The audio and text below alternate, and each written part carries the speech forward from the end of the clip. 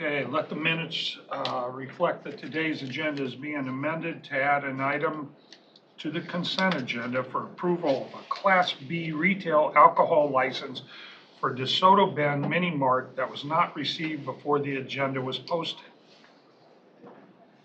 So let the minutes reflect that today's agenda is being amended to remove schedule session item E. We're not going to remove that, right? We're going to leave that on. Okay. I'm good with that. So all we're doing is Okay. adding DeSoto Bend Mini Mart liquor license. I don't think Jason's here for that though. I got it. You do? Okay, good. All right. Last I'd heard we were gonna let that. Wait a minute, Jason's on here twice. He's not here today. He's here today, I saw him earlier. Oh, okay. Okay. Need a motion to approve. Second.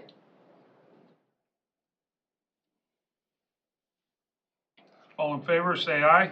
Aye. Those opposed, motion carried.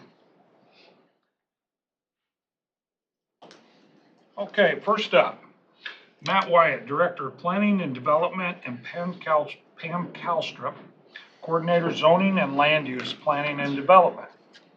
Second consideration of ordinance number 2023-06, an ordinance to amend Chapter 8 zoning ordinance of the Potawatomi County, Iowa Code by adding a definition of agriculture experiences to section 8.002.020A and amending agricultural uses exempt section 8.001.050 and to adopt ordinance number 2023-06 into law. Matt, Good morning.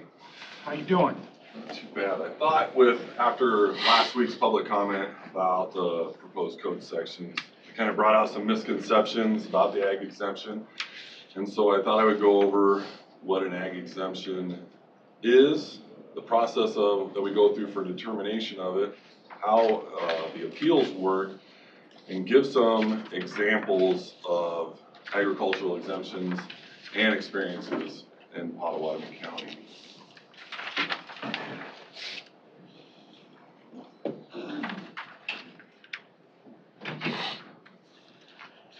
The on switch on the side. It is.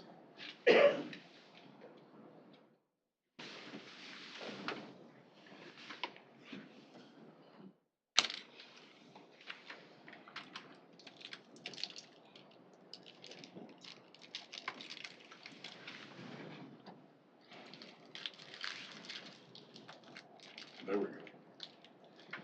So agricultural exemption, exempt from what, right? 335.2 farms exempt, exemption from county zoning for ag uses. But what does section 335 farm exempt mean? What are these farms exempt from? Farm buildings, farm homes, grain bins, other ag structures are exempt from county zoning while so used for ag. It provides relief from setback distances to help preserve farmland, and it allows for ag uses in all districts. For example, if a county had a large area that was zoned industrial and a farmer wanted to construct a structure for their operation, they can without the setback requirements. What does it not do is the county will not issue a certificate of occupancy or a certificate of completion for those projects.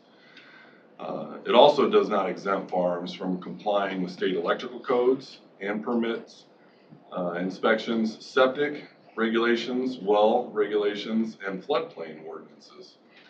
For example, if a landowner was farm exempt on a storage building that they had claimed was a farm office and storage, had the septic size for a shop bathroom, and then went back though and built a house out of that ag exempt storage building, they would now be in violation of the septic code and could face penalties along with the upgrading of the system.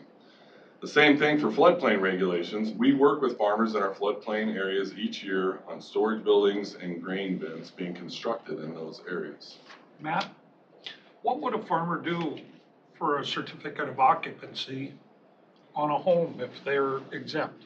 You would have to go to a private engineering firm and have them certify. They could write up their own certificate of occupancy that it meets all of the requirements of the state building codes. And that's because we haven't inspected any of that? That's correct. So we inspect everything. When we do a building permit, we inspect everything from the footings all the way to the final. Okay, And then that allows us to then issue that certificate of occupancy or a certificate of completion if it is a storage structure of some kind. okay, thank you. You know, the next slide, Mitch. So I also wanted to point out the agricultural exemption requests by the numbers, right? The data always tells a story. And from 2017 to 2023, 6 years, we've processed 193 agricultural exemption requests. Out of 193 requests, only 4 have been denied. And I think that tells a pretty good story about how healthy the ag community is and how good our relationship is with the ag community in Potawatomi County. We go to the next slide. So on the application versus form, approvals versus determination, there was some discussion about this section last week, 335 2.2, a county shall not require an application, an approval, or the payment of a fee. I've broken this one down a little bit. First, we're going to talk about how we do not require an application. We do offer a form. The form has sections based on the project type that can be filled out, and it provides an easy way for determination to be made. Our current form will be updated once the current code is updated, but it has assisted many property owners over the years to provide evidence of ag activities. Forms are commonplace throughout everyday life. You go to the doctor's office, you fill out a form, there's tax forms, there's forms for your work. We also have building guides. Building guides are not applications. They're forms that are broken out, so an owner who's wants to construct a deck, maybe he's struggling with the plans, it gives them a diagram, you just fill in the blanks of what the plans will be, what lumber styles you're using. It gives us all the information that we need in order to be able to make that. It's not a requirement to fill out the form. Property owners have and can use it to write a letter and submit whatever evidence they so choose, and we're not the only county using a form. Ag exemption forms are commonplace across the state, and they're a reasonable tool to use. When we look at the approval section of this, we do not approve ag exemption requests. The county's requirement is to offer a determination. That responsibility falls on the director of the planning department. When working with code, terms have substantial meanings, i.e. shall versus mays, approvals versus determination. A determination is the resolving of a question by an argument or reasoning, which is why we provide the findings of fact. And the third on that is that we do not require a payment for processing any of the ag exemption requests. On this slide too, I also wanted to point out that there was a great quote that comes out of Lynn versus Lang, which we've heard a lot of us talk about Lynn versus Lang. That's at the bottom of the slide here that says, we recognize that small scale agricultural production should not be discouraged. However, at some point, a line has to be drawn to determine what qualifies under the statute as agricultural use and what is more akin to a rural acreage. And that view has really changed over the years, and you're going to see that as we get into our examples. People used to think of a rural acreage as being your 2 to 5 acre rural acreage, and in Potawatomi County, we have some places, it's 156 acres, it's 200 acres as just a rural acreage to the folks that are out there and what they have. So there is, every situation is different, every one of them has different caveats to it, but we try to offer a level of consistency to that. Go to the next slide, Mitch. So the agricultural exemption determinations and appeals. After reviewing the information submitted by the property owner, a determination is made. If the property owner chooses to appeal that determination, that case is first heard by the Zoning Board of Adjustment. If the decision of the Zoning Board is going to be appealed, then that is heard in district court. So that kind of gives an idea of the process for ag exemptions and what it looks like. Now we're going to go into a few examples in Potawatomi County of some agricultural exemptions. Obviously, I'm not going to do all 193, but there's just a couple of good ones that stand out here. Next slide. So property 1, 11 acre property, has 1 single family dwelling on it, has 2 outbuildings, 1 hoop building. Property number 2 is a 35-acre property, has one single-family home and one outbuilding. Property 1 filed a permit for a new home and an ag exemption for a new outbuilding. The owners of property number 2 submitted an ag exemption form for a new home and an outbuilding. So this is some aerial views of it to kind of show you. Property 1, you have a new home under construction up here. They're replacing an outbuilding that's there, outbuilding there, and a hoop structure. So we definitely have some ag activities going on the property there. Property number 2, you have an outbuilding, and then their new home that's constructed there. Plenty of row crop activity, obviously ag activity going on. Or next slide, Mitch. So property number 1, again, they submitted an ag exemption for the new outbuilding to grow and process mushrooms. The determination was that the building was ag exempt. They submitted a permit application for the new single-family home with hopes of becoming more ag in the future, but they both work off-site. And while this is a venture that they're undertaking, they understand that right now they just don't quite meet the threshold. They don't spend the majority of their time. They are not primarily adapted to ag in this instance. Property owner number 2, they submitted a great description of the ag activities along with several land leases showing the value and scope of their operation. While they're new to farming, they come from a family of farmers and they're heavily involved in the farming operation. The determination on that was that both the farm, the building, and the house were ag exempt. So the only issue on that was well and septic permits for it. Our next slide. Property number 3 is a 75-acre property, 2 single-family homes, 3 outbuildings, and property number 4, 14-acre parcel. They own or lease several hundred acre more acres, 1 single-family home, 1 outbuilding, 5 grain bins. Property owner number 3 thought that because of the number of acres they owned with their cattle operation and a fish farm, that any land use was able to be conducted on the property, and they moved their business onto their property along with all of their employees.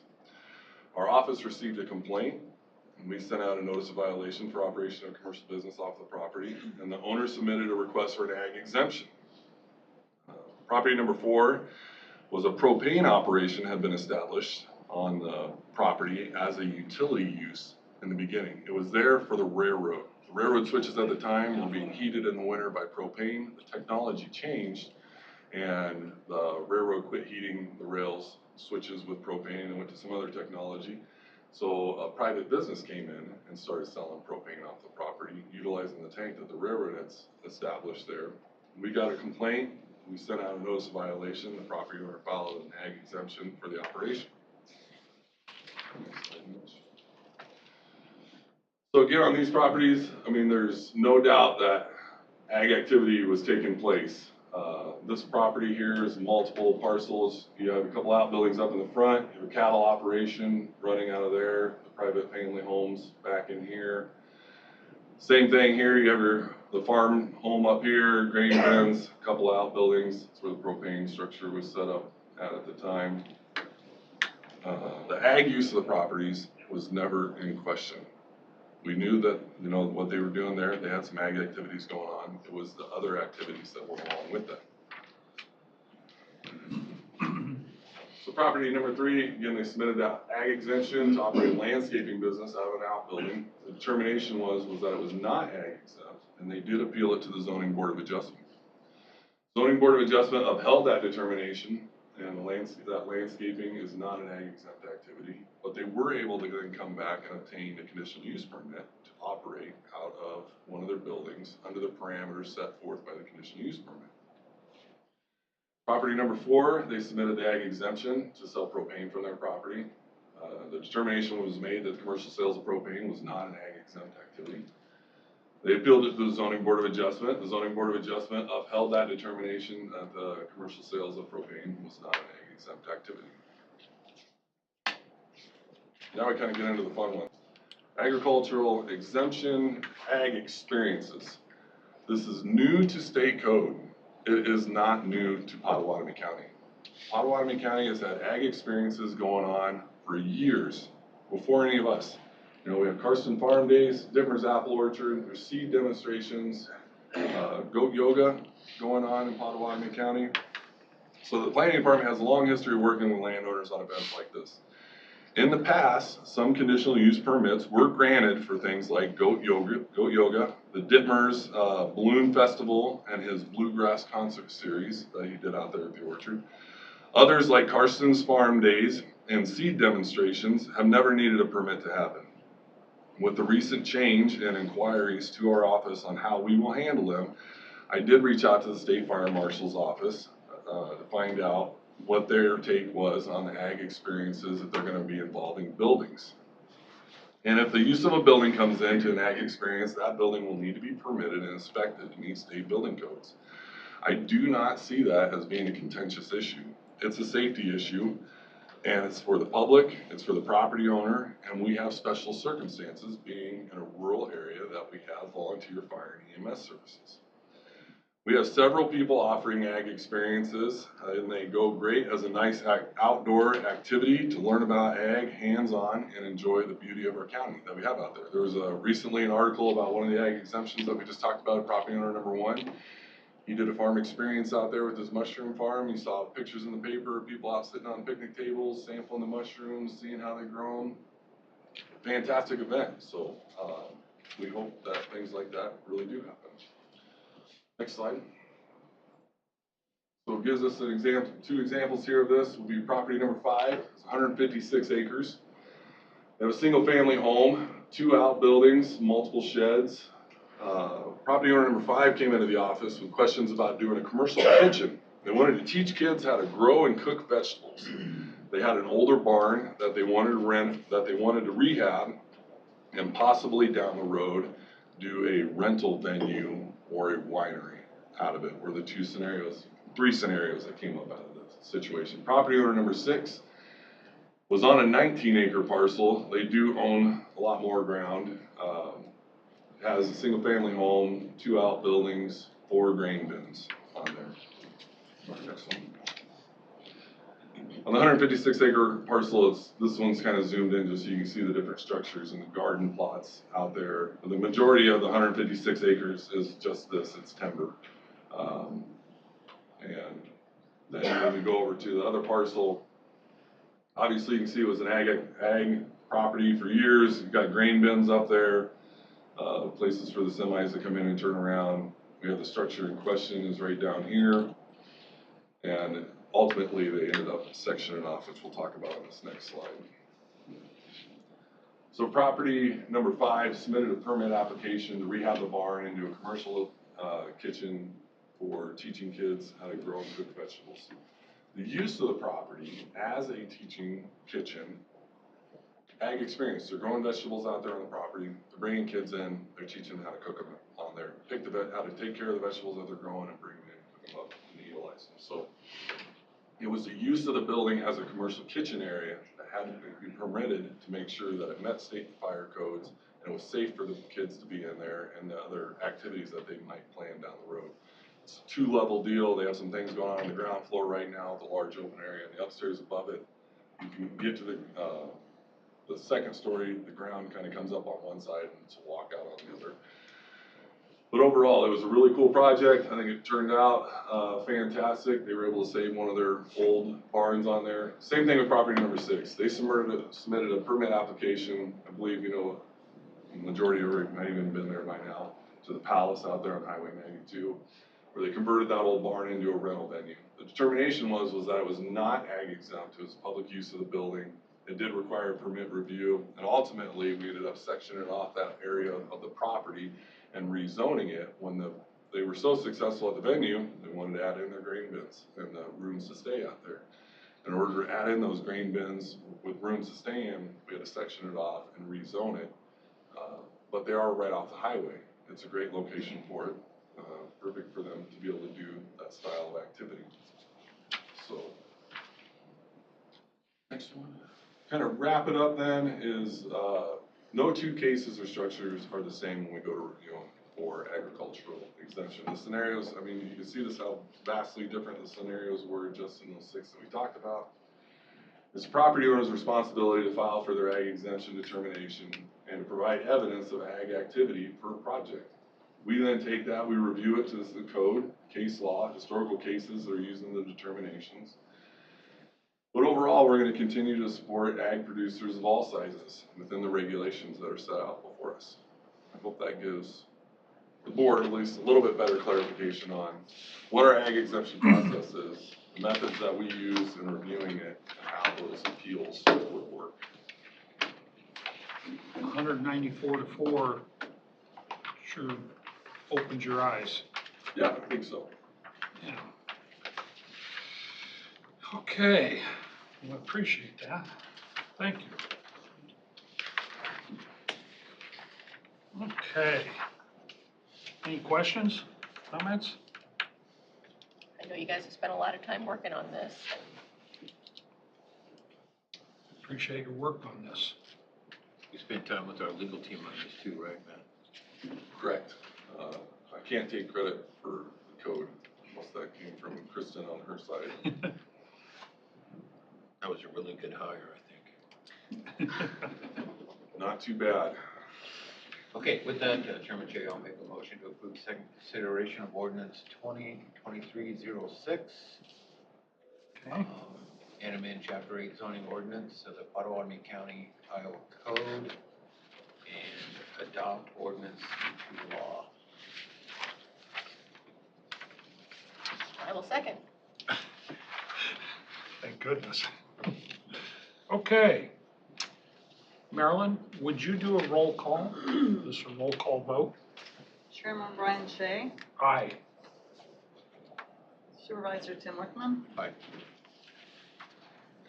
Supervisor Jeff Jorgensen is absent, Absent. Supervisor Susan Miller, Aye. and Supervisor Scott Belt is absent. Okay, with that vote, motion approved. That's passed. Thanks, Matt. Thank you for your presentation. That was good. Okay. Next up, Melvin Hauser, Auditor, Matt Wyatt, Director of Planning and Development. Discussion and/or decision to transition the liquor license permits from the Auditor's Office to the Planning and Development Department. Liquor license and tobacco permits, okay? Just read that, so. Got anything on that? I just, we wanted to let the Board of Supervisors know that there was going to be a change in how those are currently handled. Right now, they run, Jenna Hatcher's been doing all of the work for those. They run through the payroll department. She then gathers all the needed information, sends it out to the treasurer's office, sheriff's department, and my department to do that. I think it's been a couple of years in the works where they've been working on transitioning that over to our department because we're kind of already set up to handle permits. And so we got back together. COVID kind of derailed it for a while. Mm-hmm. And we recently got back together and just decided to kind of pick a date that as of January 1, we would transition those over. And then that Jenna would stay on just to be available for questions if we had any as we were taking these over and processing them for all of our businesses out in the county. That'll be good. You guys can work together, probably take a couple months, and be up and running good. Pam doesn't have much to do, so. I saw that look. Well, will you be adding that to the website as far as a link to complete?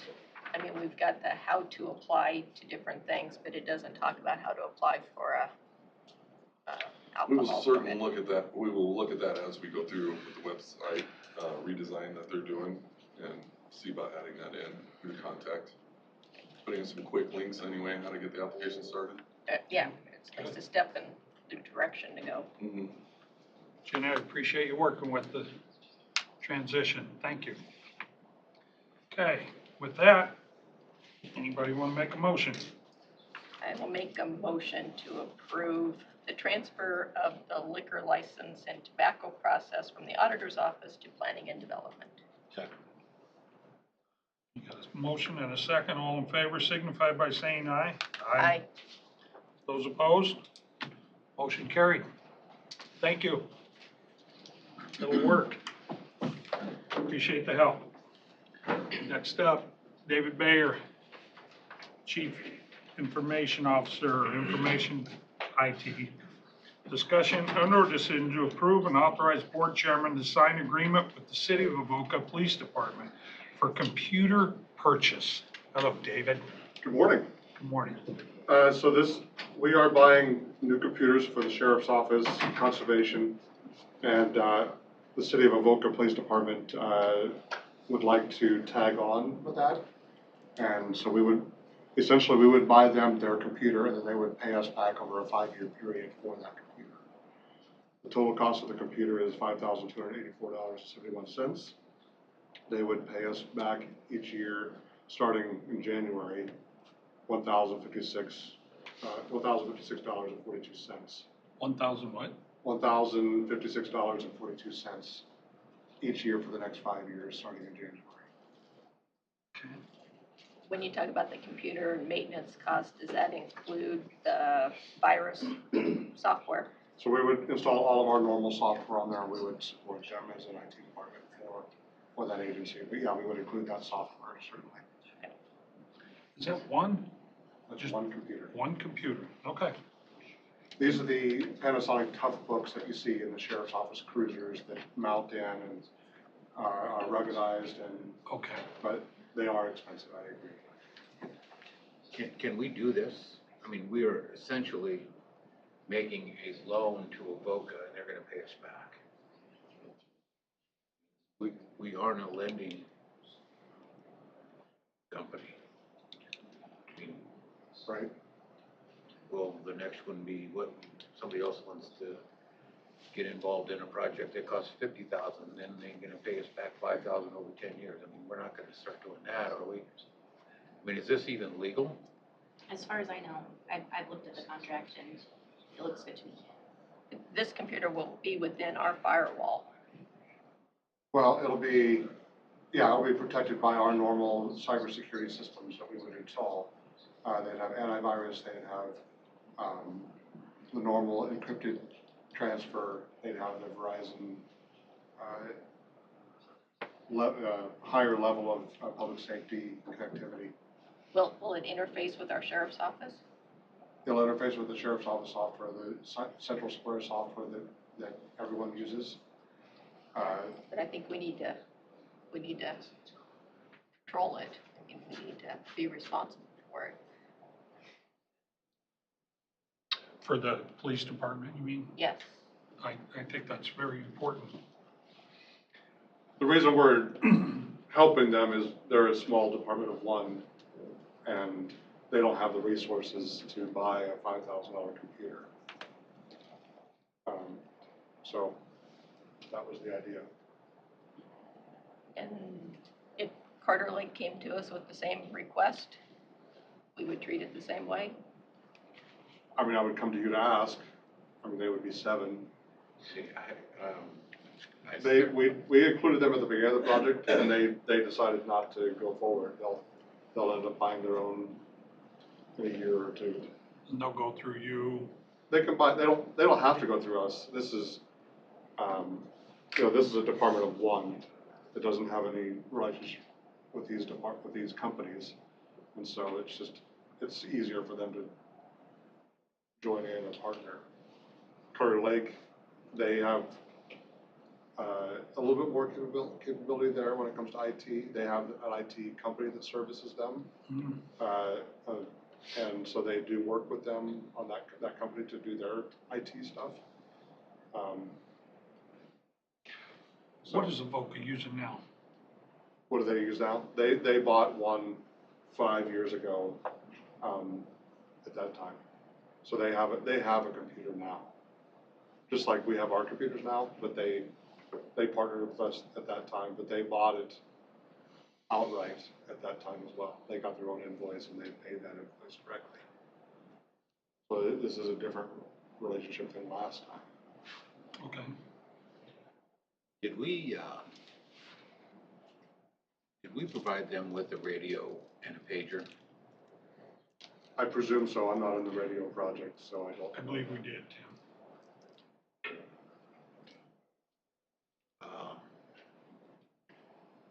I'm just not sure that we want to get into the habit of loaning, of, you know, paying for something and have a city or an entity pay us back.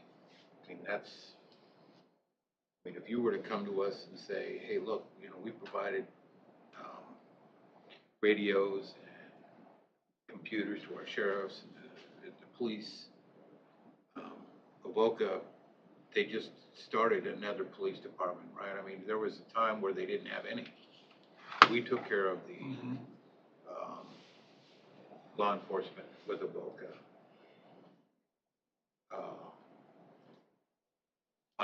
I'm more, is the actual cost of the computer $5,284.71?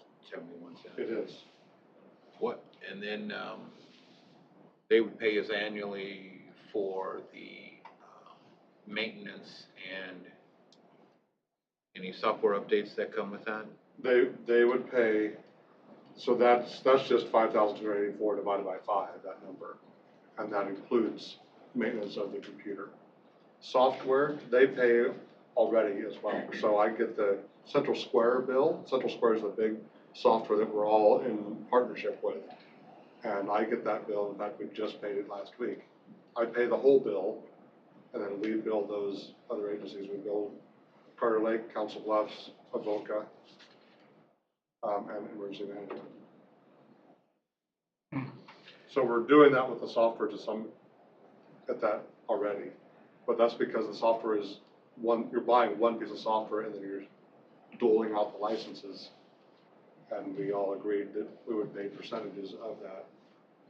Pot County pays the most percentage because we have more skin in the game. We have a jail, we have 911, we have court security, things that other agencies don't have.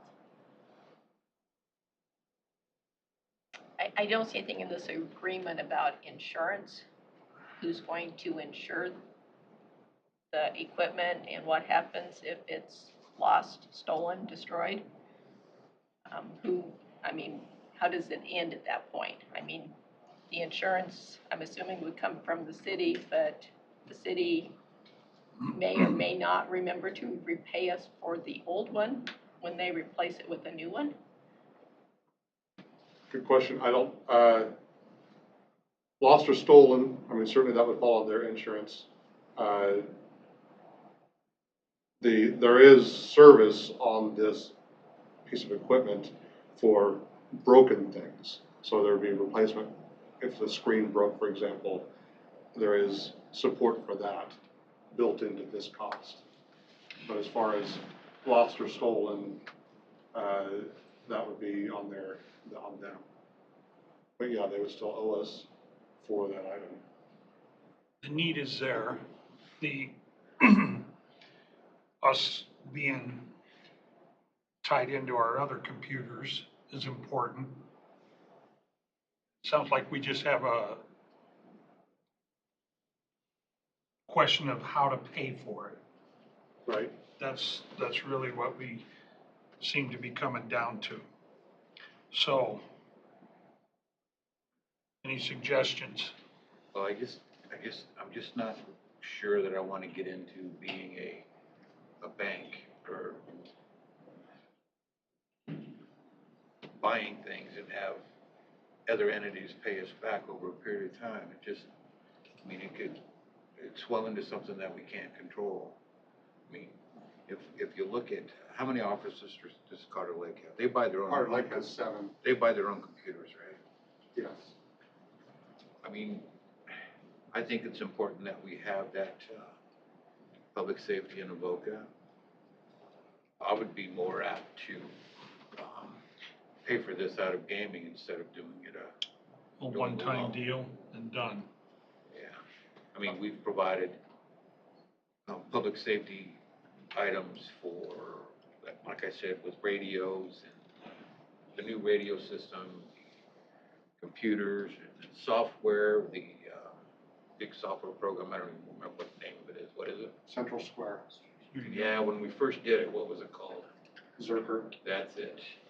So, I mean, it's not like we haven't done things like this before. The county totally paid for the Zerker program that handles all of the communication stuff with all of our public safety organizations. So, I mean, I just don't want the board to start, let me change that. I feel better if we would just pay for the computer, give it to them, and not get in the business of lending. Could open a can of worms.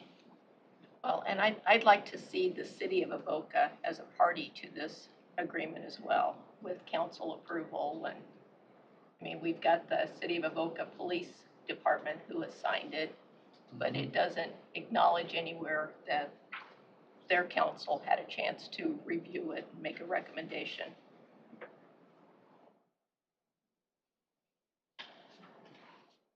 I certainly don't know the budget of Avoca, but, you know, a $5,000 expense for their public safety, they should be able to come up with that, but if they can't, I'm willing to take care of it out of game.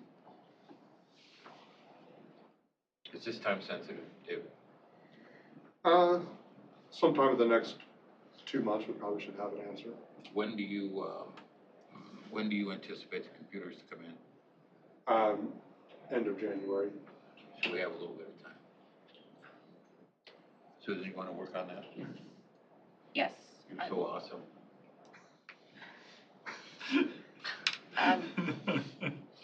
I would just like to see the city of Avoca that at least discussed this during one of their council meetings and Okay. approved the purchase, because they're the ones that are gonna be writing the check to pay us back. But if we just pay for it out of gaming, then it's not an issue, but yeah, I'll work on it.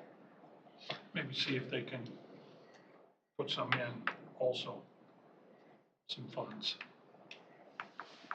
Good point. Maybe we match it or something.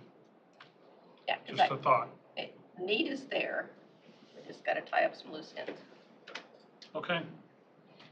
No action taken at Okay, this I will time. work with you, this is one of the details. Okay, Great, thanks, Thank David. thank you very David. much, appreciate it. Okay, next up, Jason Slack, Buildings and Grounds. Discussion and or decision to remove tree from parcel number 7444123800001. Wow. If it would please the board, I'd like to table this discussion in light of some information provided by the recorder's office just a minute ago. We may not own this property. Okay. So they're gonna finish their title search and then we'll decide what to do there. That's done. Well, how in the world did we become the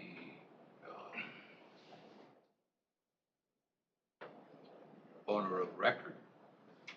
There was a mistake made somewhere down the line back in 2006, I guess, so. They're working on it, so we'll get some answers. Okay.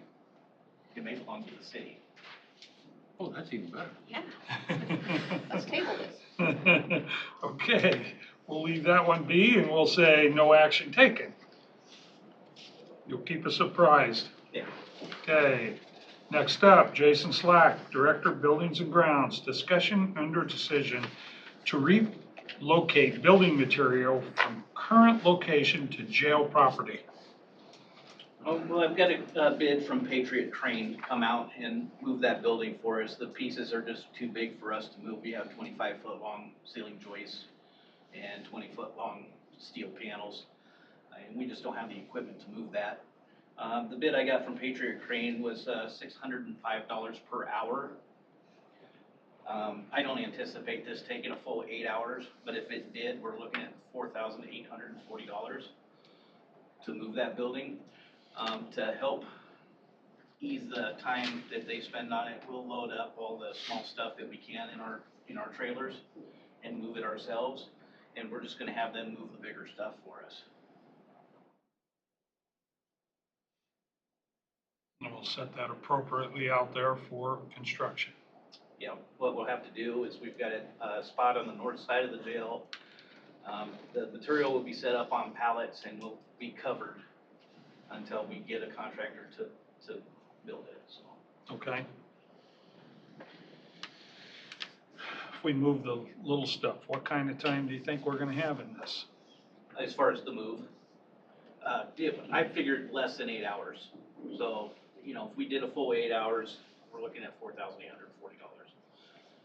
I'm hoping that we can half that, you know, just by helping. Is that in your budget, Jason? It's not, you know. Well, it's something that, you know, we have to do, so it's your recommendation, we move forward, right, Jace? It is. All right, I'll move that. Okay, Do that out of gaming. I'll second. all in favor signify by saying aye. Aye. Aye. Motion carried. Thank you. Thanks, Jason. Hey, will Kathy of the auditor's office get back to us on that parcel? She's the one doing the title search right now, so. Kathy is? Yeah, she's the one that enlightened us of the current status of the property. Send us an email, let us know. Sure will. Yep. Just wondering what the heck that was. All right, next up, Jana Limerick, Director of Human Resources, discussion and or decision on pay range increase for natural area management intern position in conservation. Jana? Following suit, as we've done with the other conservation positions where we're asking for an increase this year, the current pay is $12 to $14 an hour. We're asking it be raised to $14 to $15 an hour.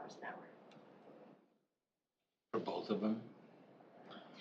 No, the crew lead was $15 to $17 an hour. We're asking that be moved to $16 to $18 an hour. Are these are both part-time jobs, right? Seasonal positions, correct. Is that in their budget? I believe it is. I can't say 100%, but it's a pretty nominal cost, this increase. Are these summer jobs as well? How many more are coming? That's a good question, I'm not sure. It would be nice to have them all together. I agree. Yeah, I'll work with conservation on that.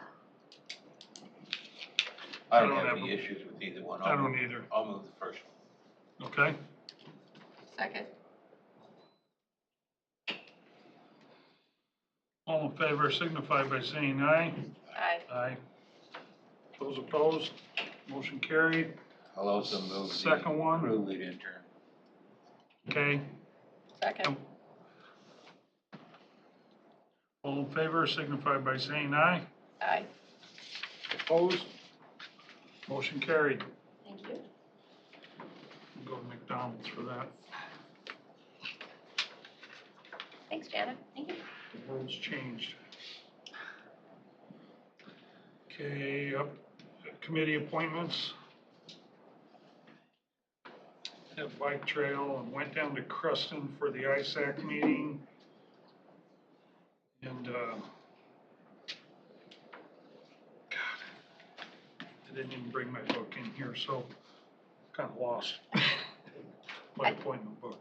I thought the ISAC meeting in Creston was well-attended, Yep. and everybody has the same complaints about House File 718. We're all just kind of trying to figure out how we're gonna navigate the waters, so we're all in it together. Everybody's worried about their budget. Okay.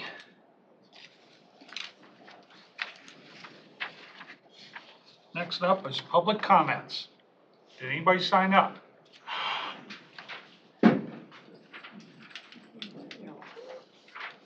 I'd be disappointed.